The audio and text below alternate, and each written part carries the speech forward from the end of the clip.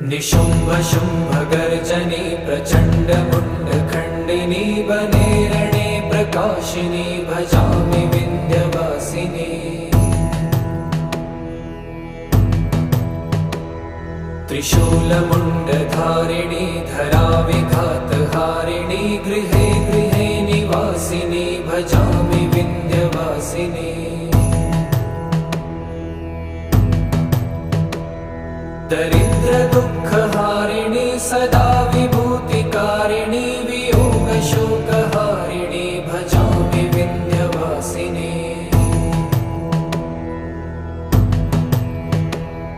लसत्सुलोललोचनं लतासनं